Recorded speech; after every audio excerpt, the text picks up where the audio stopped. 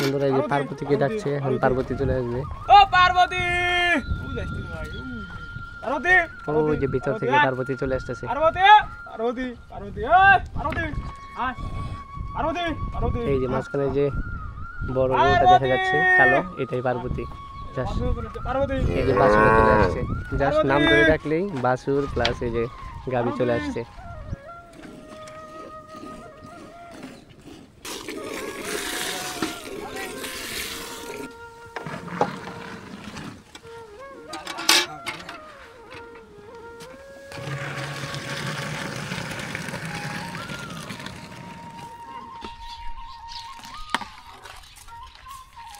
প্রকৃতির বিশাল ক্যানভাসে এক অনন্য দৃশ্য। নদীর চরে ঘাস খাচ্ছে গরুর পাল, শান্ত পরিবেশ, দূরে বইছে নদীর ধারা। সবাইকে স্বাগতম আমার আরও একটি নতুন ভিডিওতে। আজ আমি চলে এসেছি বাংলাদেশের সর্ববৃহৎ গরুর বাথান, যেখানে গরু লালন পালন করা হয়, সিরাজগঞ্জ জেলার শাহজাদপুর উপজেলার রেশমবাড়িতে।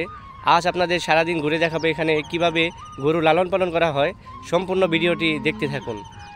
সকালবেলা রওনা দিলাম সিরাজগঞ্জের শাহজাদপুরের রেশমবাড়ির পথে। মাটির গন্ধ আর নদীর মনোরম সৌন্দর্য মিলে শুরু হয় আমার আজকের স্বপ্নময় যাত্রা। নদী পার হয়ে ওপারে গেলেই রেশমবাড়ি। আঙ্কেল, এই নদীর নাম কি? ধলাই।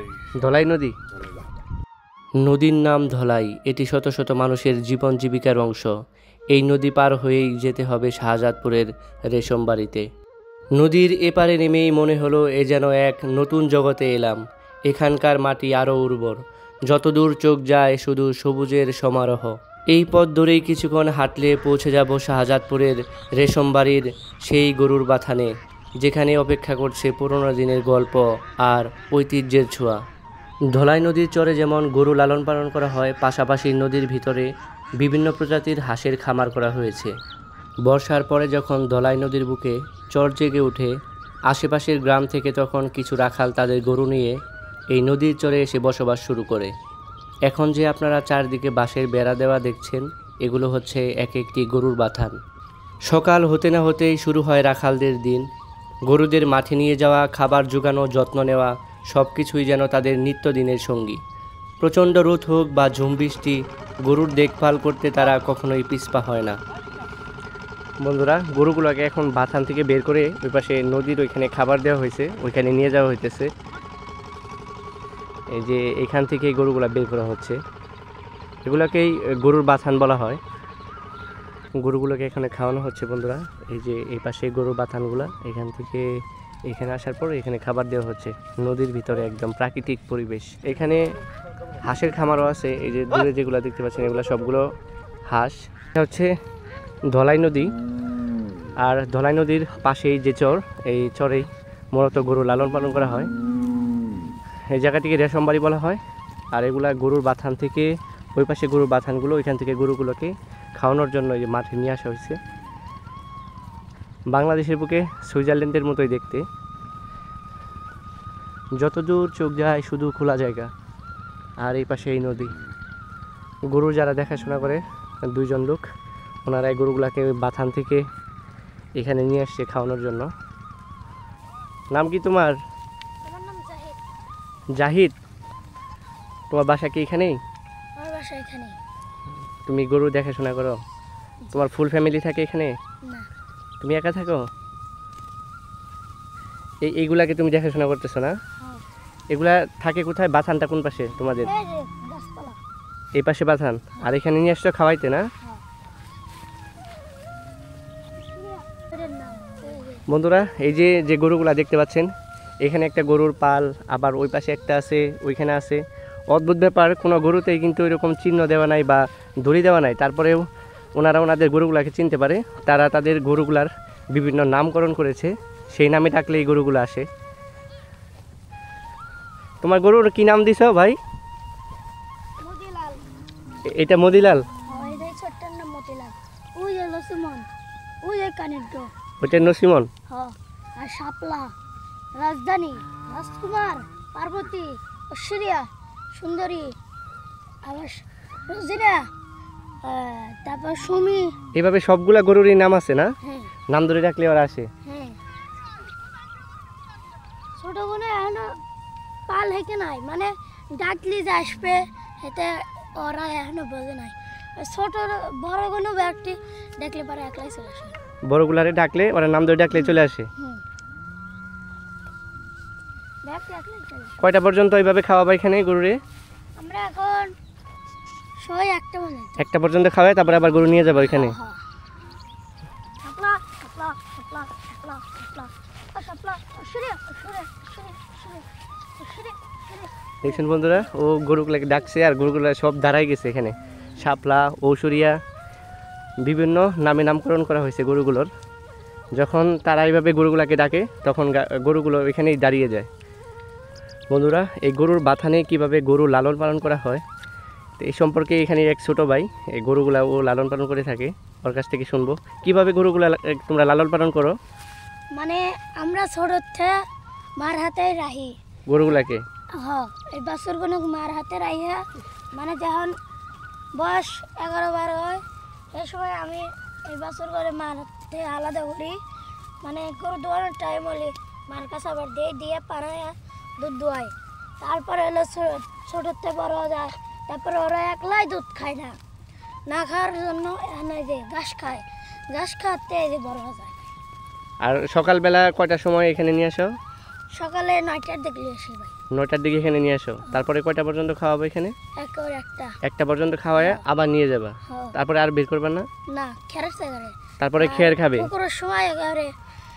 তারপরে হলে সন্ধ্যাকালে গরু মরে ধোয়াই আবার ছেড়ে দেবো। আর গরুগুলাকে করো কোথায়? গোসল করা কোথায়? নদীতে? হ্যাঁ, নদীতে। সবগুলারে নদীতে নিয়ে যাও? কয়টার সময়? এই 1টার দিকে গোসল করতে নিয়ে যাও। খাওয়ায়া তার দেওয়াই, তার দেওয়া আবার উপালে। আর তোমরা রাতে এখানেই থাকো? হ্যাঁ ভাই। কয় মাস থাকো এখানে? বর্ষা পর্যন্ত এখানে থাকবা, যখন পানি আসবে তখন আবার চলে যাবা? হ্যাঁ ভাই। গরুগুলা কি তোমাদের নিজেদের নাকি কোনো মালিকের? এই চরের ভিতরে গরুগুলা লালন পালন করার পাশাপাশি এখানে আবার কৃষি জমি আছে কিছু, এখানে সবজি চাষ করা হয় বিভিন্ন। এই যে এগুলো মিষ্টি কুমড়ার গাছ লাগানো হয়েছে, আর এই পাশে এই গম লাগানো হয়েছে। ওই যে দূরে দেখা যাচ্ছে ওগুলা গরুকে খাওয়ানোর জন্য বিভিন্ন প্রজাতির ঘাস লাগানো হয়েছে। পুরো এরিয়াটা জুড়ে শুধু গরু। এই যে এখানে গরু নিয়ে আসা হয়েছে, এখানে নেপিয়ার ঘাস খাওয়ানো হয়েছে।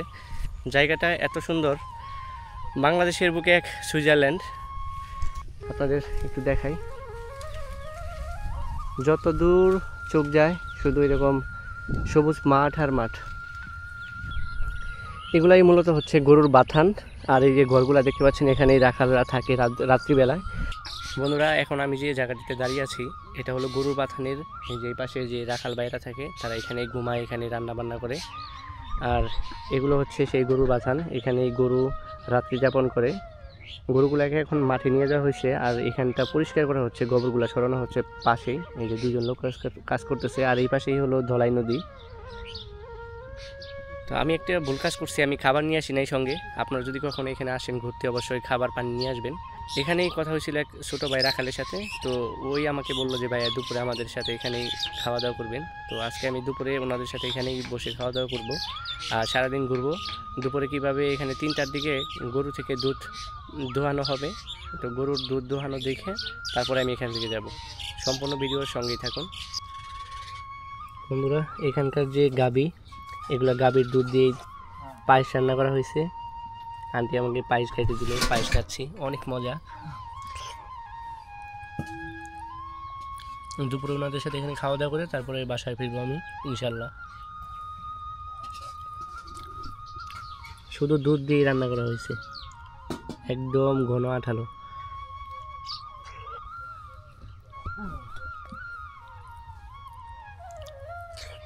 রাখালরা এখান থেকে সকাল 9টার দিকে গরু নিয়ে মাঠের উদ্দেশ্যে বের হয়েছে। গরুগুলোকে খাওয়ানো শেষ করে 1টার দিকে আবার ফিরে আসবে।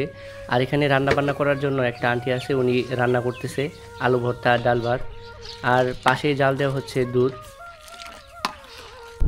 এখন দুপুর 1টা বাজে। রাখালরা তাদের গরুগুলোকে নিয়ে বাথানের উদ্দেশ্যে ফিরতেছে।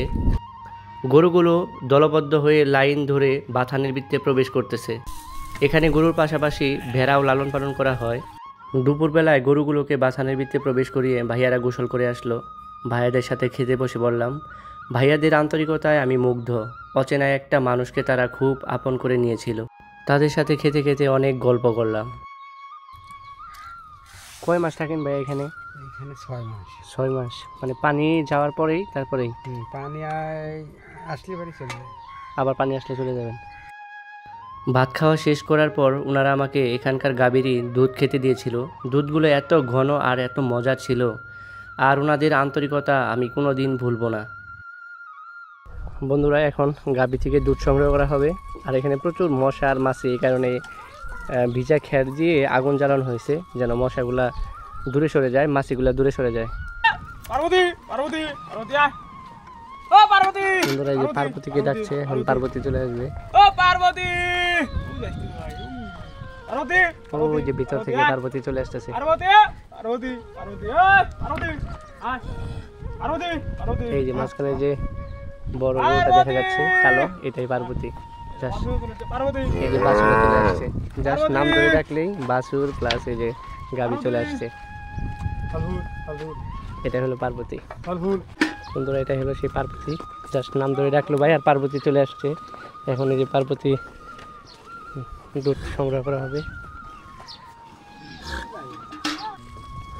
গাভীর বাছুরটি গাভীর যে পায়ের সাথে এরকমভাবে বেজে তারপরে দুধ সংগ্রহ করা হবে। দুধ সংগ্রহের পরে তারপরে আবার বাছুর ছেড়ে দেওয়া হবে, তারপরে বাছুর দুধ খাবে। দিনে 2 বার গাভী থেকে দুধ সংগ্রহ করা হয়, সকাল 6টা 30 মিনিটে আর বিকেল 3টা 40-এ।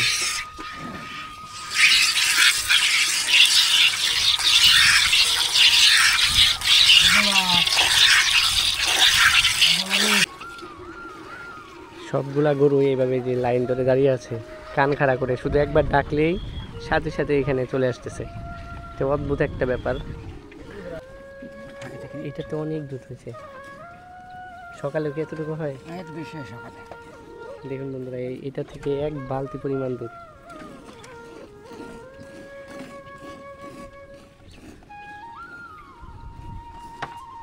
এটার বাছুর নাই, এই কারণে এই যে খাবার দিয়ে তারপরে দুধ সংগ্রহ করা হইতেছে। যেগুলার বাছুর আছে ওগুলার গরুর পায়ের সাথে বাছুরটা বেঁধে তারপরে দুধ সংগ্রহ করে।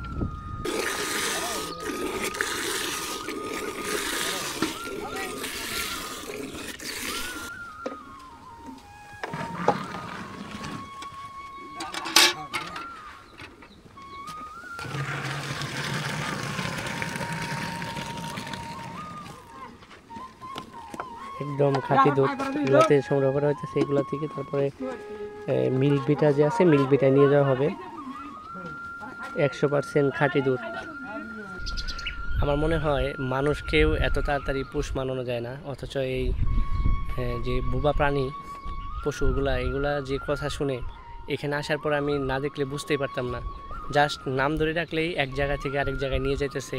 এই যে এখন দুধ সংগ্রহ করতেছে, জাস্ট নাম ধরে ডাকতেছে আর একটা এসে লাইন ধরে দাঁড়াইতেছে। আর কোনো একটা গরুর গলাতে কিন্তু রশি নাই, সব এইভাবে খোলাই থাকে, এই মাঠের ভিতরেই থাকে।